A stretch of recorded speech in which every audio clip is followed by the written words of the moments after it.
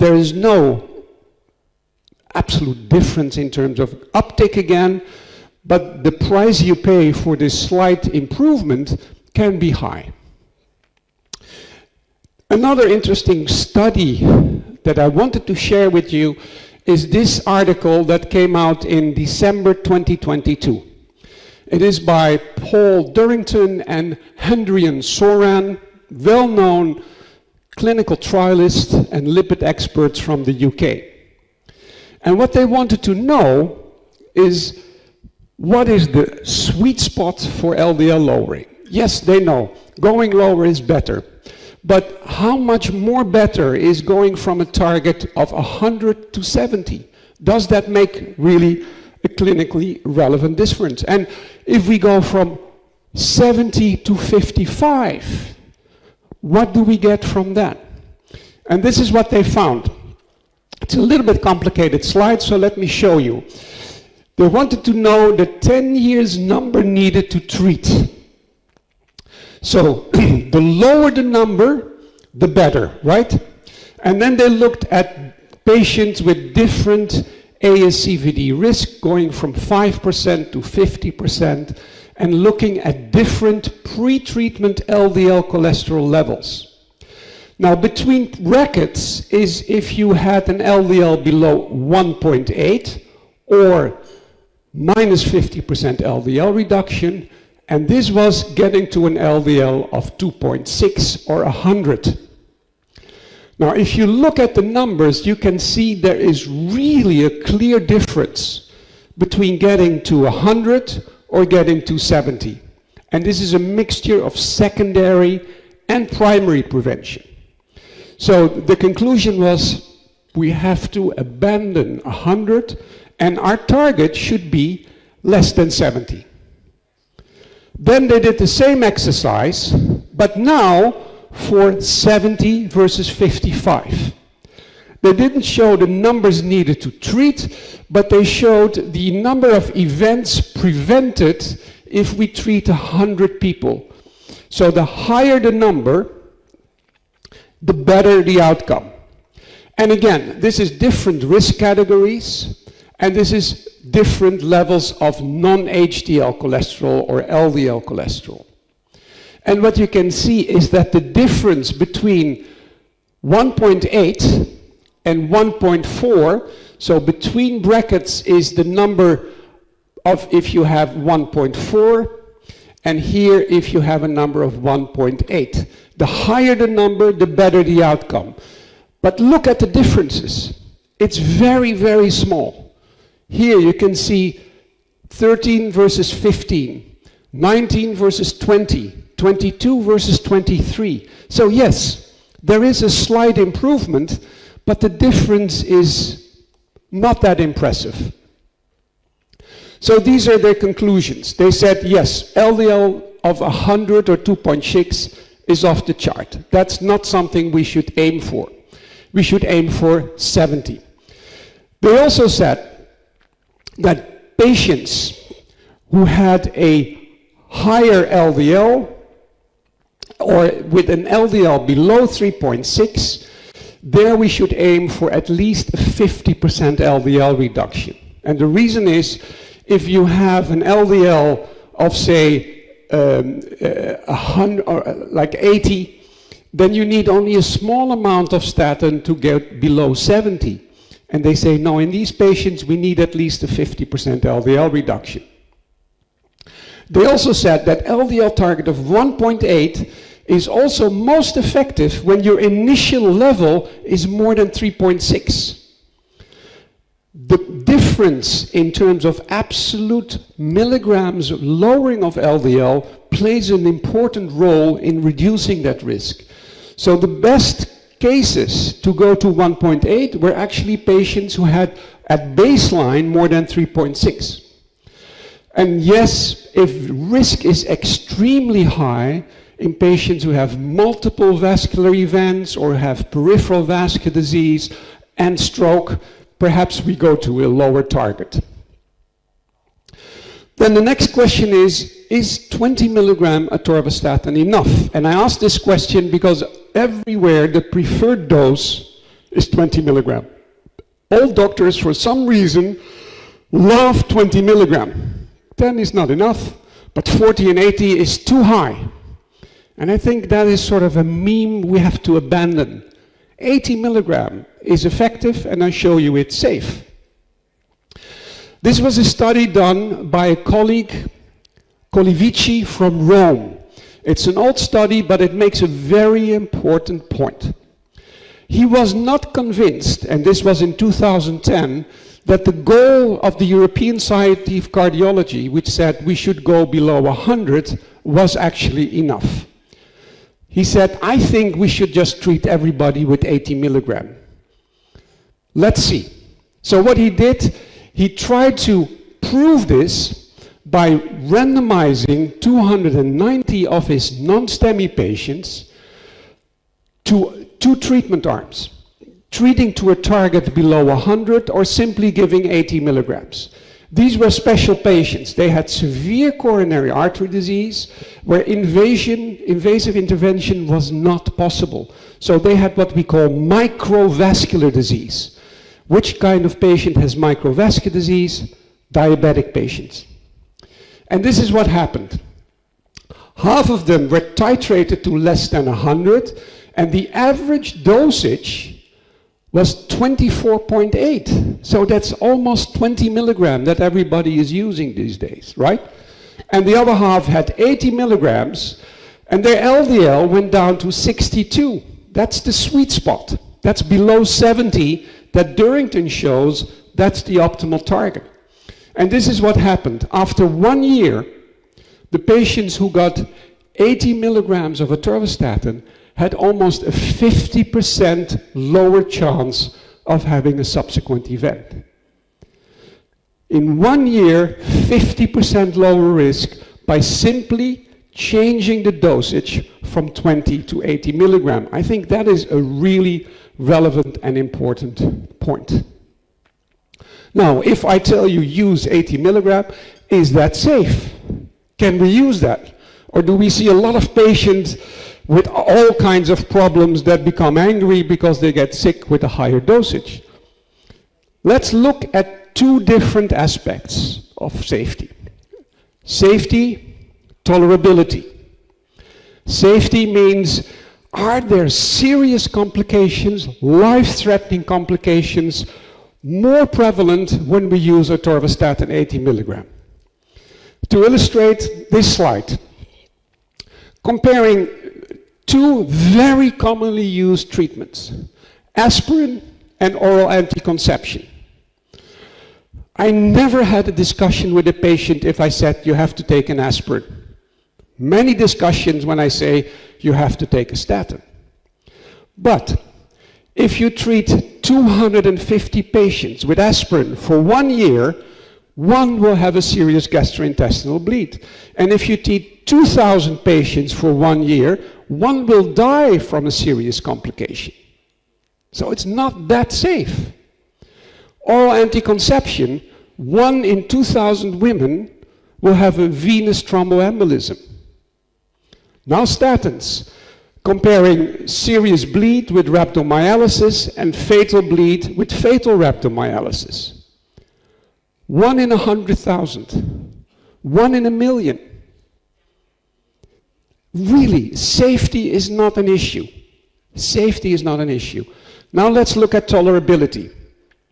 And the most common problem with statin is muscle-related side effects, right? People complain about stiffness, about pain in the muscles, about cramps. We have to look at randomized controlled clinical trials to really distinguish what is clearly related to the statin or what is just a misinterpretation of the patient. This is comparing 10, 80, and placebo.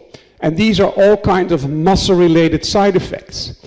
And if you look carefully at the numbers, there is not a very significant increase in 80 versus 10.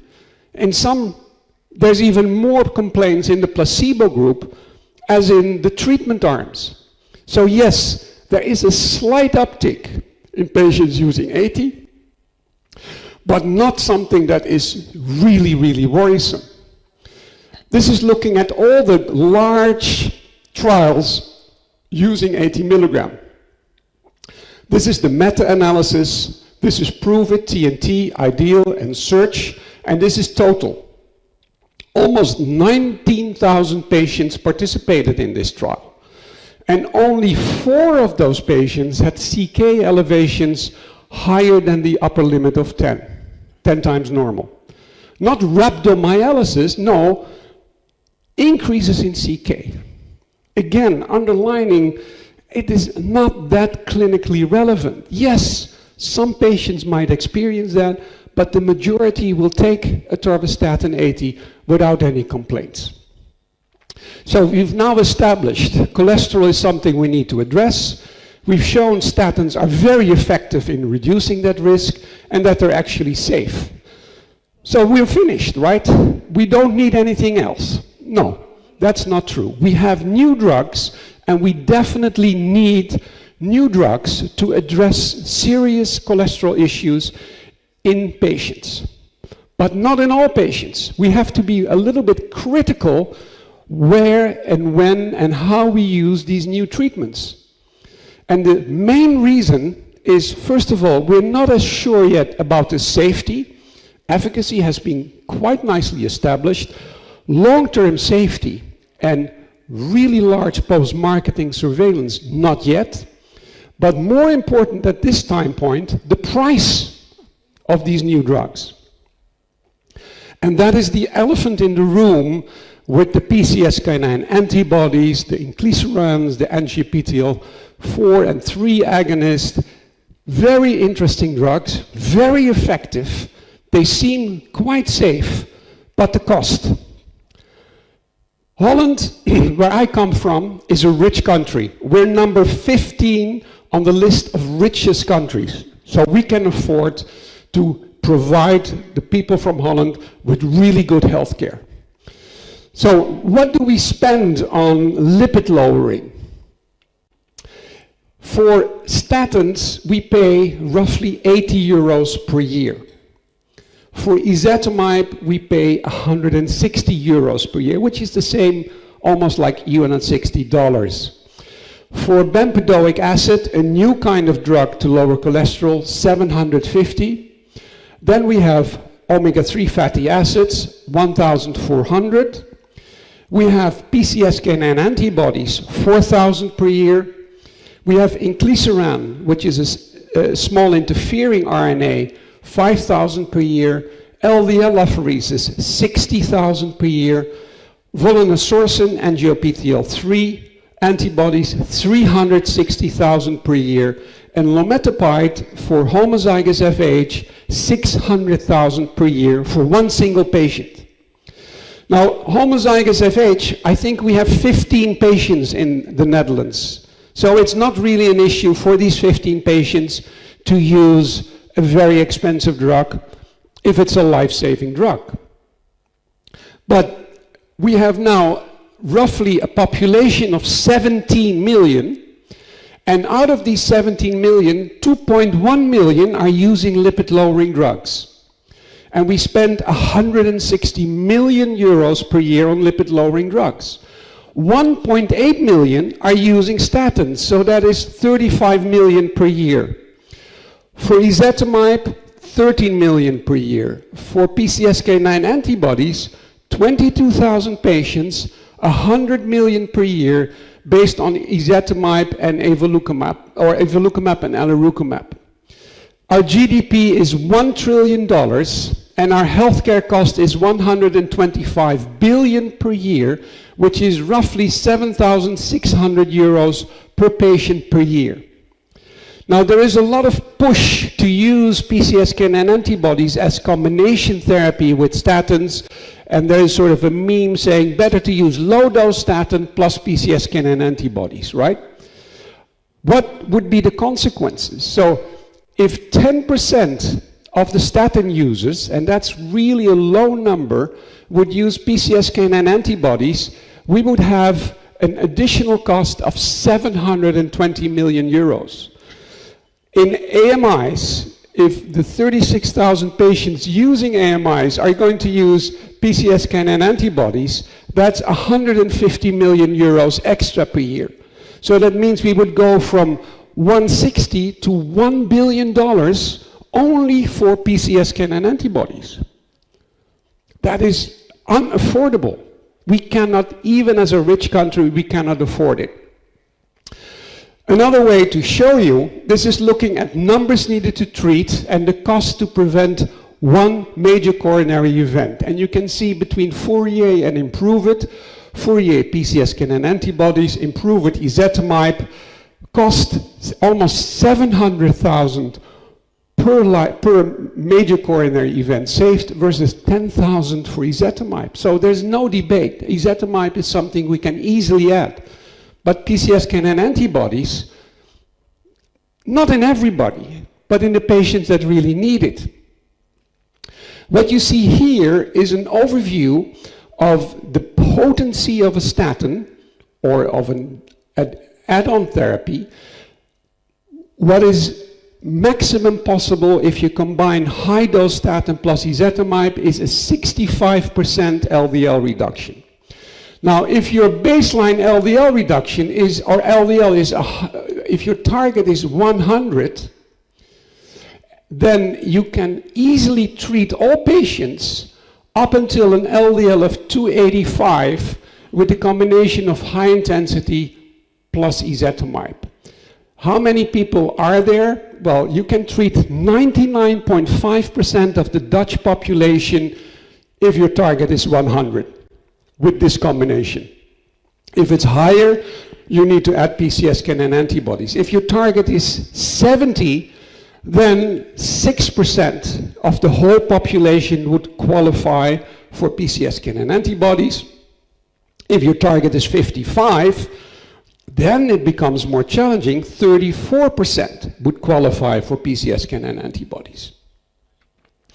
Another aspect which became clear when we looked at data from the PCSK9 antibodies is that patients who had a higher baseline LDL responded better than the ones with a lower baseline LDL.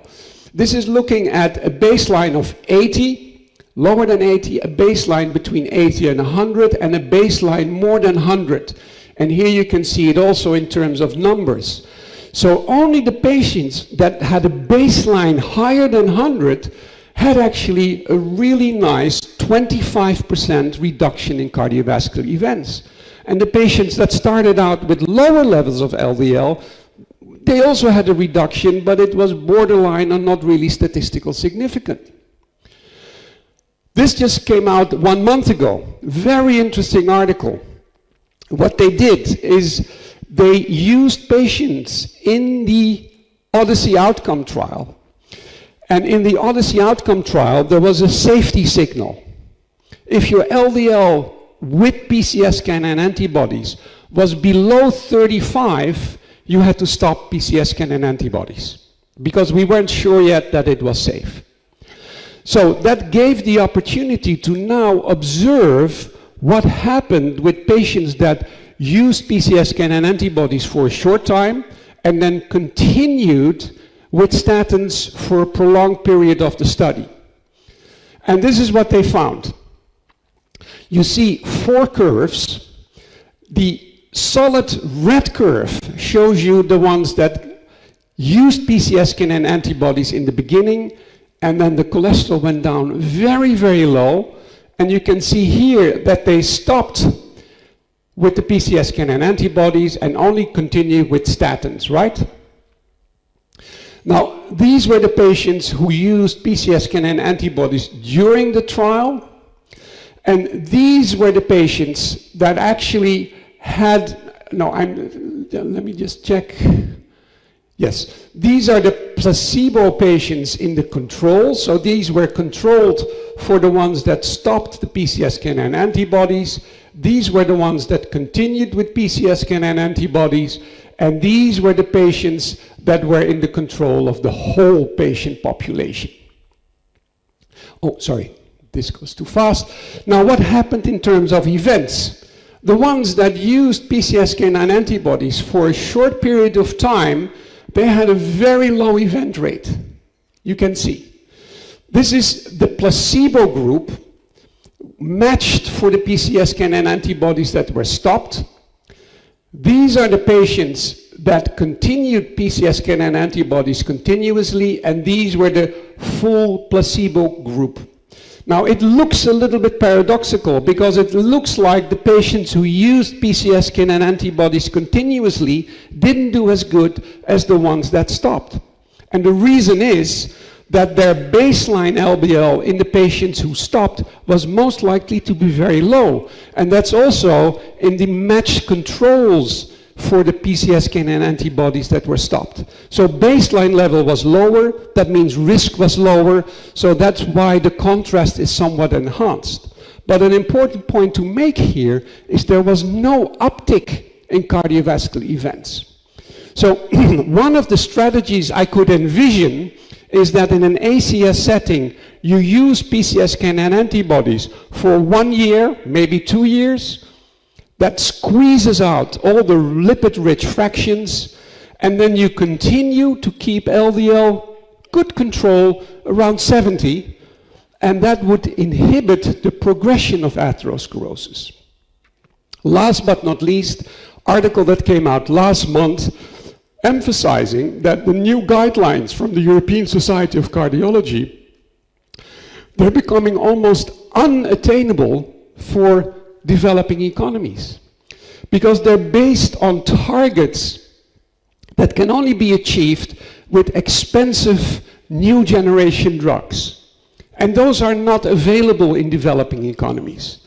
So we have to be a little bit more global thinking and say what is realistic.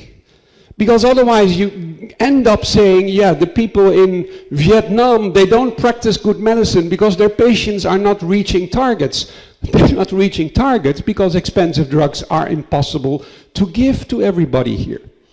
So we have to make sure that we find more sweet spots that are maybe not the absolute lowest risk, but really substantially reduce risk without breaking the bank. And that's why I like this strategy of finding a level of LDL cholesterol that really translates in a reduction at risk that can be achieved with drugs that are commonly available, are very safe, are very effective, and are not that expensive. When is the best time to start with treatment? Should we start 50 or 60, or maybe should we start earlier? This is a paper from Brian Ferencz, and he looked at genetic markers that were associated with a slightly lower LDL. You can see here a lower LDL of 50 milligrams per deciliter. And he calculated that would translate in a 25% risk reduction. Now, realize that's lifetime exposure. And that was independent of the blood pressure. These are the blood pressure quintiles. And then he said, let's extrapolate. Let's not use 15, let's use 40 milligrams. And 40 milligrams lower LDL, realize over a lifetime, translates in more than 50% LDL, 50% risk reduction. He did the same for blood pressure. He used genetic markers associated with an almost 3 millimeter mercury lower systolic blood pressure. And that translated in an almost 20% reduction of cardiovascular risk. If he extrapolated that and said not 3 millimeters but 10 millimeters, that again translated in almost a 50% lower risk of cardiovascular events. And then he combined the two. He said, what if we start much earlier by lowering cholesterol 1 millimole and by lowering blood pressure 10 millimeters mercury? And he concluded there was almost an 80% lower risk of developing cardiovascular disease. So this underlines and confirms that we should start much earlier. And then the optimal time to start is something that's now being debated. Should that be in your 50s or 40s, or maybe even in your 30s or 20s? Atherosclerosis is a progressive disease, and the more advanced it gets, the less likely that you can really reverse it. In the first stages of atherosclerosis, the fatty plaque formation, the yellow streak formation, it is completely reversible. We have some very nice evidence from familial hypercholesterolemia patients. But we need to address that issue not when the damage is already done. Then we're not able to completely mitigate this effect. This is my ex-girlfriend from Thailand, and when I met her, I introduced her to toothpaste. And she was really happy because she said, "Oh my God, if I use this, I can save my teeth." And I said, "No, you can save your tooth because you only have one left." And she said, "Okay, I want to save my tooth." So she started brushing.